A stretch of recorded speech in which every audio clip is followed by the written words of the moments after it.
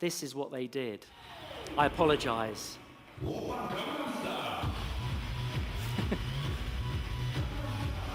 It's shocking. This is how they demonstrate our new facility.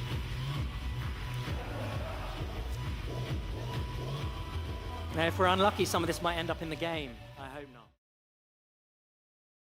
It is the 10-year anniversary of the release of Rome 2, and it's taken me about a year to compile my thoughts on what appeals or is disappointing to me. Rome 2 is a very difficult game to judge as a whole. I played Rome 2 on release, but not much as my PC at the time could barely run it.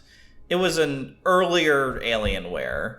I also had an Xbox 360, and my friends were much more into Call of Duty Zombies, so suffice to say that despite technically owning it for 10 years, my experience is pretty fresh, as I picked up most of the Total War games just recently on the Steam 2022 summer sale. My only previous Total Wars, before this video, had been Warhammer, Medieval 2, and Shogun 2, which are the closest that the Total War series gets to good taste, except for Total War Rome, but that's getting into the weeds that I don't want to talk about. Actually, this idea started with Total War Rome Remastered, but there just wasn't enough publicized context. I actually do like Attila, although it's difficult to call it a good Total War game due to so many technical bugs. For that game, Rome 2, however, is important, and that is almost more entertaining than whether it is good or bad. While Shogun 2 was a step into modernity, Rome 2 was a sidestep. That's the problem. Of the two modern games that Creative Assembly put out in the early 10s, the goals of Rome 2 were expanded, while Shogun 2's goals were minimized or set aside at the best. And in a lot of ways, they are opposite games. Shogun 2 is a reaction to a series of overcomplicated, messy games between Medieval 2 and itself, though simultaneously providing a modern enough platform to develop on.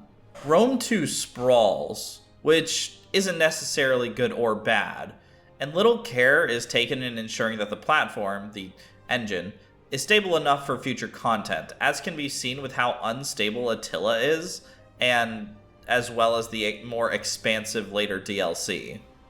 The game mechanics do not take advantage of the engine improvements, and any other improvements are pretty obscure. With that being said, let's get into it. One of the first mechanics that you're greeted with is cities, past factions, and the tutorial, but we have cities soon. Cities are greatly changed, as now we have regions, with one major city, and between 1 to 3 small cities.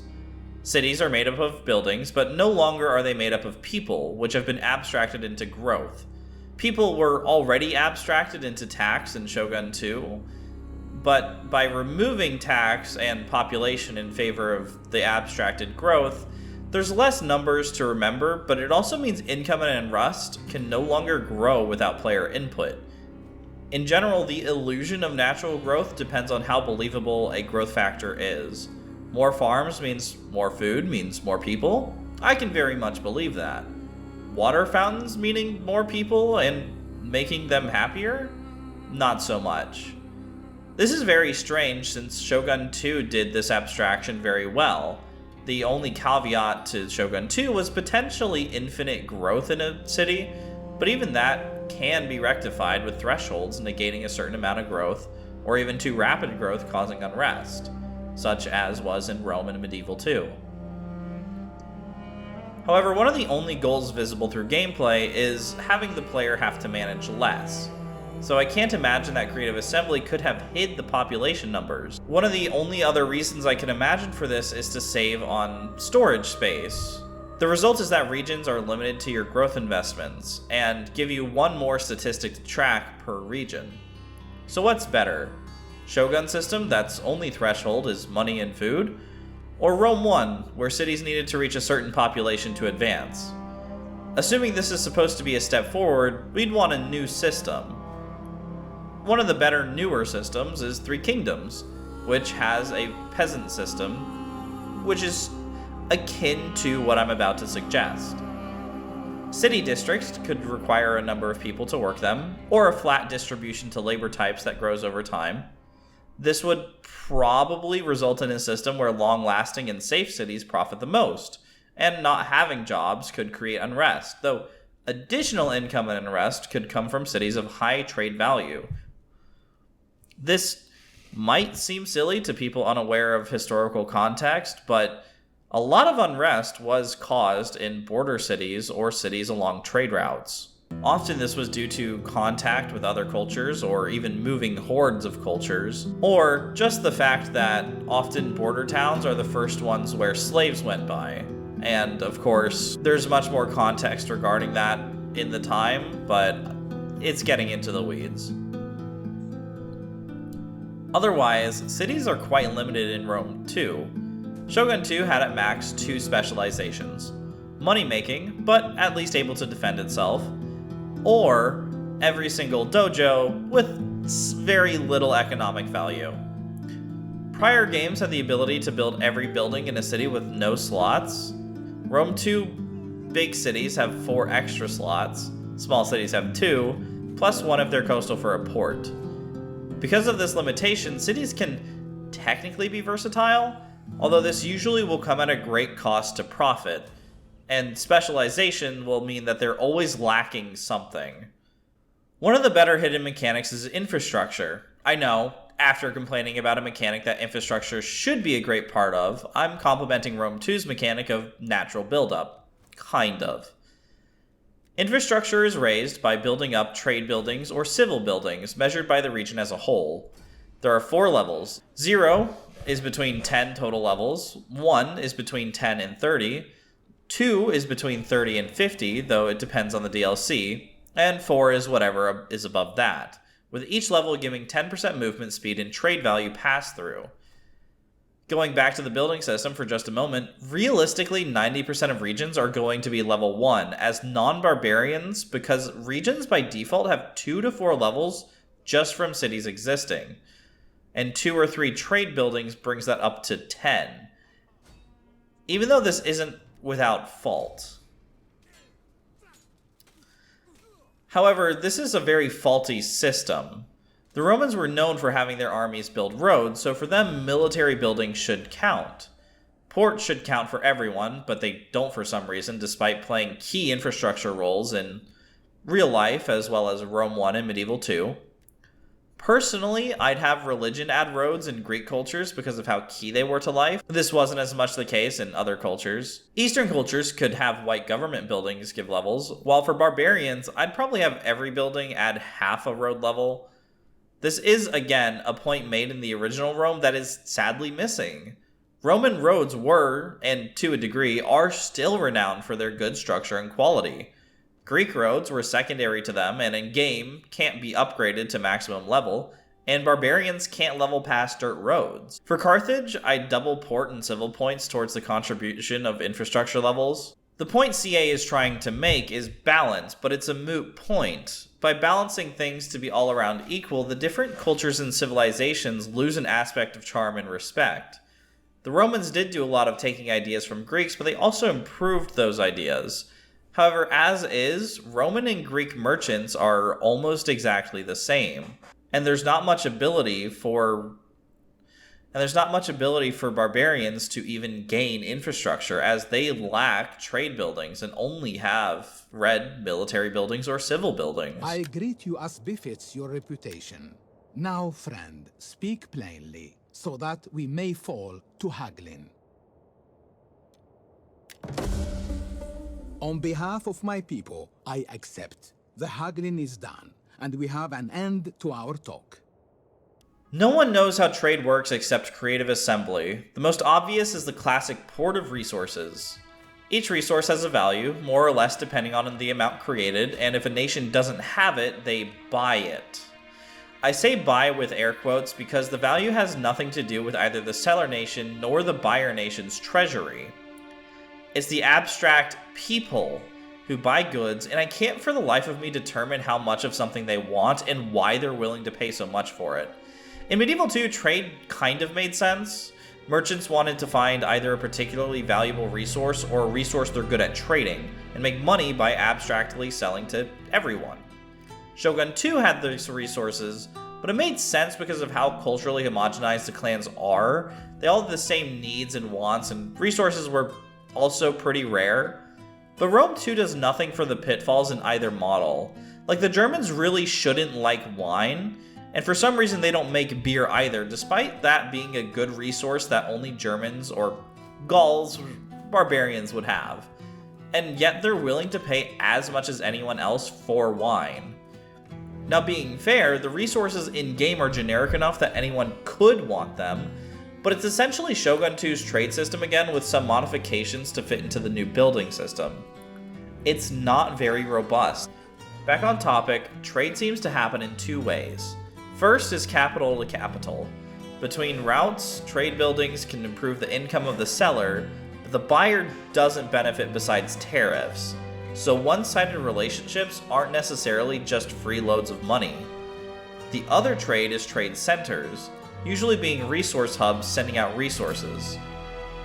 This is what makes provinces like Carthago good, but not great for trade, because all of their trade bonuses matter little when there's no trade pass-through.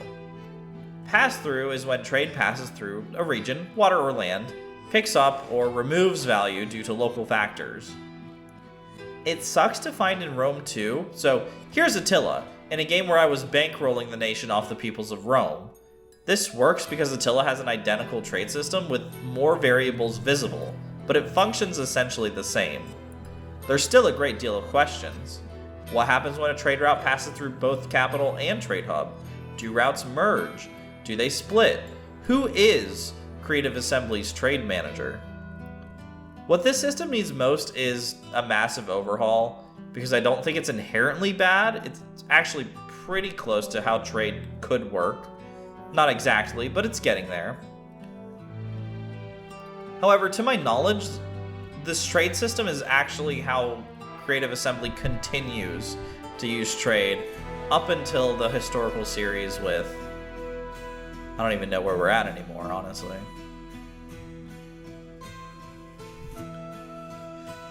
Diplomacy sucks. Diplomacy has always been sort of bad, but Shogun 2 had the hostage mechanic that somewhat redeemed it. Essentially, in most total wars, once you reach a certain size, most of the world declares war on you. You can often temporarily peace out a nation, but often they'll come right back into war. In Shogun 2 though, due to hostages being so valuable, you can technically keep an ally for a while after you reach the breaking point. I don't do it because I value my children, and while I can stave off betrayal, there's a decent chance they'll betray me anyways, and potentially kill the hostage. In Rome 2, this mechanic doesn't exist. 90% of diplomacy options are exchanging money, with the last 10% being non-aggression pacts traded for money. However, warmongering, the net negative factor for taking over new territory, seems to be much over-tuned, and often just conquering near somebody can spark a war. Ironically, there's even a diplomatic agent, a dignitary, who often best serves at home raising taxes or stealing taxes. This is bass-ackwards. Dignitaries should unlock more complicated diplomatic actions in foreign lands, or maybe even confuse deals in the favor of his or her nation. Wouldn't it be cool if you wanted to take a city, angering the target, but upon reading the fine print, they really did give it away? It'd give more character to the nation of Rome, who often trained diplomats highly, and barbarians who often eagled the diplomats for being snaky. War should also be given a look over, as right now it's a snowball. Taking land from an enemy, unless it's newly acquired prior to its acquiescence, is often enough to majorly cripple that enemy. There's not enough options for indebtment, which was common. Redirecting trade, removing claims, removing peoples, and more. This could actually be fairly well represented by Europa Universalis' system and options to a degree, but the goal isn't for diplomacy to be good, it's for war to be good. There doesn't seem to be a goal for diplomacy, so it only exists because its predecessors had diplomacy. There is essentially no reason to stop having war except preventing overextension, but armies can be pumped out so rapidly, overextension is almost a joke. This again doesn't represent history, as Rome often found a dissatisfied partner in a certain sphere of influence, like Syracuse in Carthage or Athens in Macedonia, and diplomatically aligned them into the Roman sphere. But power is power here, and once you have a large enough army, who cares about diplomacy beyond LARPing? Technology in Total War history is odd. Prior to Empire, it was event-based. You'd have to hit a certain year or condition, then you'd unlock new things. This changed in Empire with various technology branches and was arguably its best implementation, though it's fairly fine in Shogun 2 as well.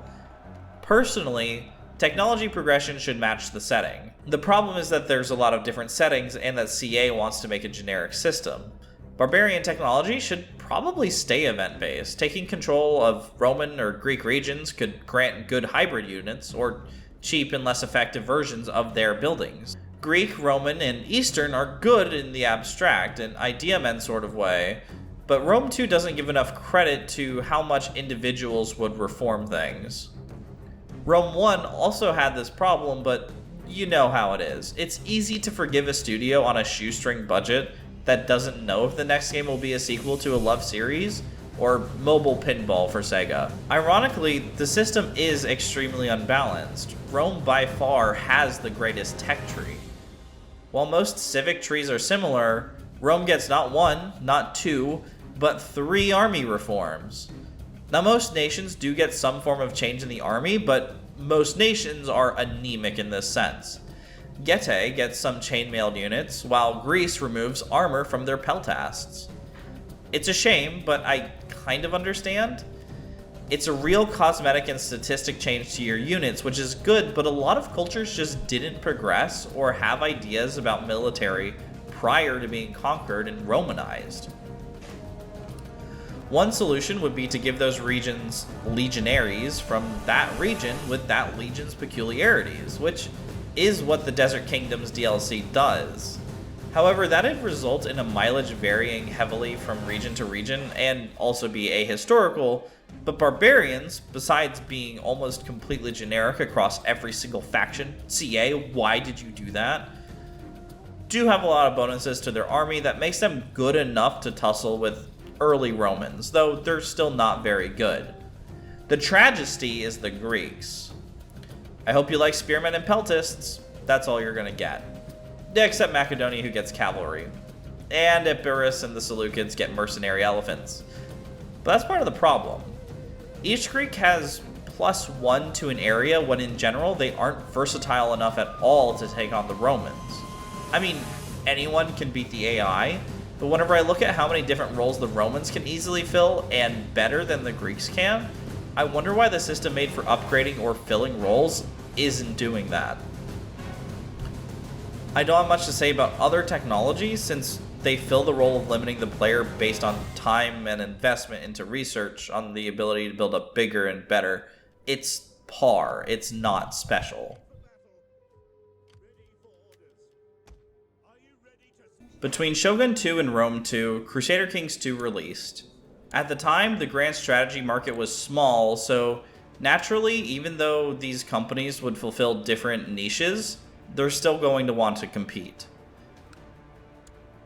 That being said, it was pretty one-sided. Paradox liked working on its own ideas, while Creative Assembly seemed jealous. A small, though not insignificant part of advertisement was human-level interaction. So in terms of the detail, obviously we've got a new graphics engine, we've got new lighting systems, new particle systems. We're really wanting to increase the detail and the look and have a really gritty look and feel in terms of the man-to-man combat, really impactful animations. We're also bringing the cinematic skeletons fully in-game, so we're going to have facial animations, we're going to have unit-link cameras so you can really see. It really brings out that low-level human-scale drama that we want to have on the battlefield. You know, what's unique about Total War is that you make your own history, right? So we put you in this historical era, we immerse you in it, we put characters, legendary characters from the era into the game, but the player makes their own history with those characters. There are mechanics in games for political infighting, but some gold every few turns to buy loyalty ensures that the potential obstacles arising from disloyal families are negated. Assuming you don't pay, and loyalty is negative, a family can rebel, though you can't tell what provinces they own, besides vagaries in name.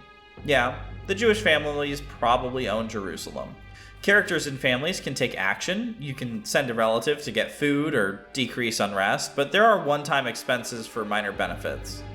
There's also extremely little human-level interaction, as the humans observed are too far away, and the interaction is on the state level most often. It's so sad that more DLCs than not completely remove the family system, or make opponent families completely loyal, thus, in practice, removing the system. When you pick Rome or Carthage, you get a choice of a family with specific benefits. The solution to the lacking family effect is simple. Have loyal families provide their bonus to their owned lands or managed armies. You should be able to integrate families like the Junos did to the Claudians, and maintain both families' houses.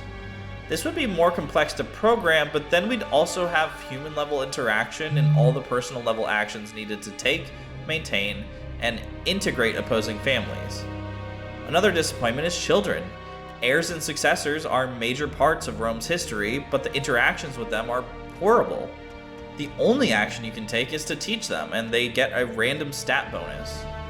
All characters have 3 stats, which are nearly exclusively related to combat, which is a downgrade from Rome 1, which also had economic stats. Once that stat is raised, that's it. Education should probably be closer to Crusader Kings, where under the wing of a particular tutor you choose from, another human-level interaction by the way, the education is based on that tutor's stats. In Rome 2 education, based on time and probably total levels for some authority stats, could raise the student experience gain. Maybe keeping the child in metropolitans makes them fat and lazy, or keeping them in rough environments makes them obtuse whenever it comes to politics. Final note for this point, this is what's supposed to replace the Senate in Rome 1, as here there are no tribunes, no dictators, and no visible senators.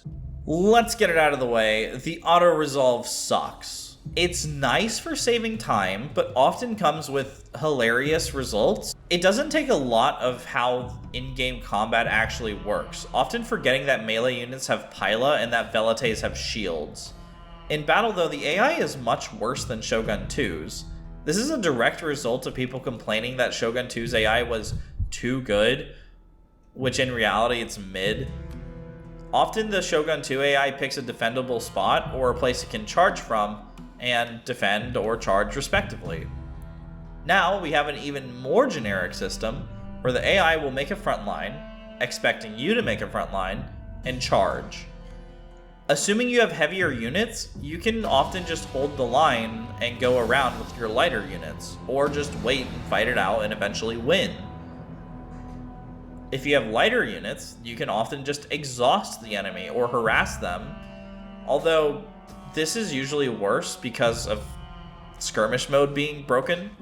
Skirmishers often charge into the enemy or are chased off the map without throwing or shooting anything. If the enemy has a lot of archers and heavy infantry, then you better hope to have some cavalry, or, tough luck, dispersion no longer exists. I have read that light units can dodge, and some skirmishers have shields to help protect themselves, but I've never seen a dodge happen. Rome 2 has a lot of guessing and misinformation, also due to guessing, going around, because of how obtuse Creative Assembly is when explaining mechanics. Luckily, we have the in-game wiki, right? But it's not always consistent. Some wiki pages don't exist or are out of date and redirect to other units with very different stats.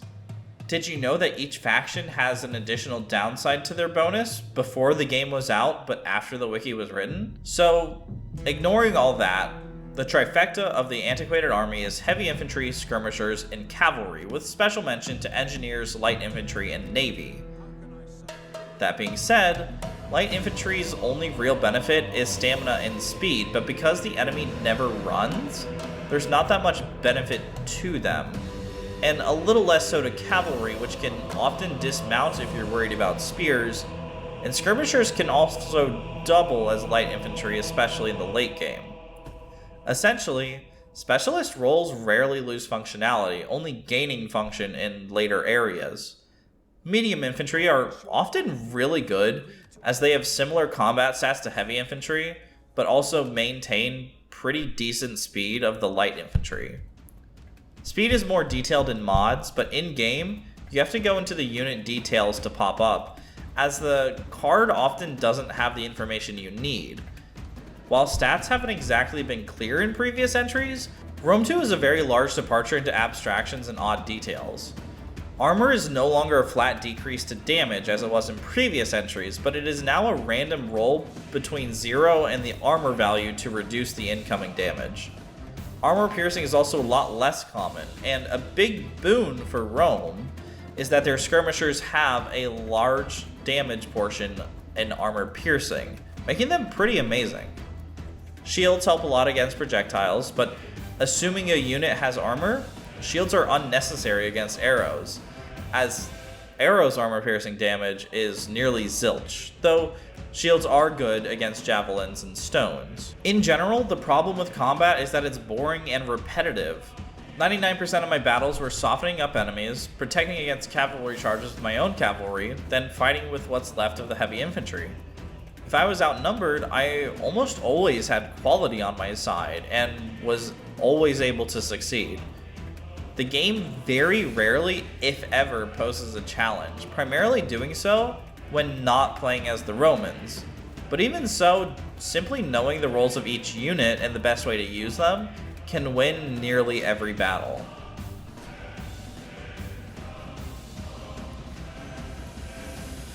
Navy battles are much less varied. You have Marines, which are melee units meant for boarding, archers meant to set fire to enemy ships, and artillery meant to outright destroy ships. While boarding depends on the individual Marines involved and their numbers, archers are often on the weaker side since ships give so much cover and not every fire arrow will do damage to the ship. Marines often have also at least shields, negating what fire arrows hit people. Artillery is very good, but it's expensive, and auto-resolve doesn't tend to favor them. Artillery can actually pretty easily destroy small and medium ships and heavily damage large ones. However, due to lower accuracy, a large ship isn't guaranteed to be destroyed with almost the entire ammunition reserve. The worst thing I can say, besides that it's boring, is that the game is a little tricky here. You move faster when attaching transports to an actual navy, though the military ships will, in turn, move slower, and transports can participate in combat, which is technically nice, but can risk military units when you don't intend to. To add insult to injury, bringing in these transported units gives them seasickness, which is a very devastating stat debuff. And similarly equipped Marines will almost always win a fight with seasick units. That being said, heavily armed and armored Marines are pretty late game, and you can send Principes to demolish most ships as long as the transports are faster and they're fighting archers or artillery. I think what this system is missing is the wooden island tactics, where you'd have many ships gather and get within boarding distance, which did happen occasionally through. I think what this system is missing is better boarding tactics and more variety overall, but that being said, there's very few naval contenders even within the game, and most people are probably just going to auto-resolve it. Really, there's Carthage, but the distance between Syracuse and Carthage is so small that you can send transports over without being escorted and be at Carthage's walls in a couple of turns, before their navy is likely even to get out at you. Navy's primary value in the end is to fight piracy and improve income to ocean tiles. One of the core X's in a 4X game is expansion, and Rome 2 vaguely falls into a game about conquering. Seriously, the game has overwhelming punishments whenever you expand too much though, like to reach the victory conditions. This is the Imperium system. Say hello, it's here to stay. Imperium levels reward you by allowing you more armies and agents, but on the flip side, reduces income greatly. I'm going into this game with the idea that I can put an economy together better than most people. I've made spreadsheets about gains, percent increases, good trade partners, etc., and that's not what I expect players to do. And I doubt it's what Creative Assembly wants players to do. So when I have problems with getting money in the late game, I feel as if there's a problem. Part of this is due to trade being obscured, sure, but a big part is the flat decreases in income because I went from 44 regions to 45, also incurring an increase in unit upkeep. Technically you can get allies, and allies can hold victory regions, but this is a total war game. The ally AI is supremely chicken breast brain, and no matter how much trade income my ally Egypt has, and no matter how much gold I give them, they'll expand very little and put together very not good army formations. The other part of the Imperium's existence is garrisons. Each city has garrisons now, and they ought to get paid when the Empire has the means to do so. Sure, I agree with that in theory, but this takes away so much control from the player. Imperium didn't exist at all previously. You had to manage garrisons yourself, but for the most part this was set and forget. You only had to manage a garrison when an army was nearby, but the control was good. The new system is limited because armies are limited. Even whenever I get to the end, because the AI army swarms, in a rendition of the ancient agent spam problem, I have to use my armies to occupy recently conquered cities and chase down stragglers. This though is primarily a mid to late game problem, as at the start there just aren't that many enemies to go around. In the late game, there's often only one large power to worry about, or at least one front line. For both of my late games, they ended in a greater Persia area fighting two split, warring Persian factions. Now, in the mid game, the worry is fighting a reasonably sized power while having barbarian incursions and a threatening major power.